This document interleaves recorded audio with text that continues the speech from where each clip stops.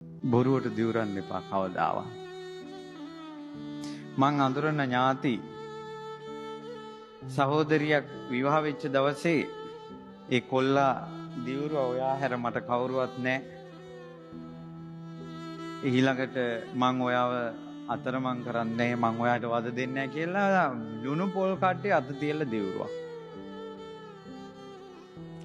අවුරුදු 20ක් කසාද ජීවිතේ හැමදාම ගහ මරා ගන්නවා යකා යක්ෂණිවා. අවසානයේ කෙල්ල පිස්සු ඇදිලා ගේ මිනිහ මිනිස්සයව දාලා ගියා. ඊට පස්සේ මිනිසයාගේ ජීවිතේත් අවුල් වුණා, කාන්තාවගේ ජීවිතේත් අවුල් වුණා. මිනිසයා මහපාරෙම මැරිලා ගියා.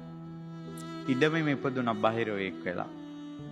ඒ බහිරව පූජාව දෙනකොට එක කෑමකටවත් ලුණු දාන්න බෑ.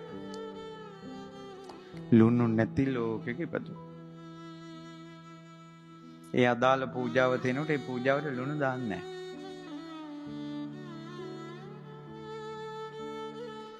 එනිසා කටවල් තිබ්බ පළියට මෙහෙම කට පියාගෙන ඉඳලා ගුටි කන එක සැපයි.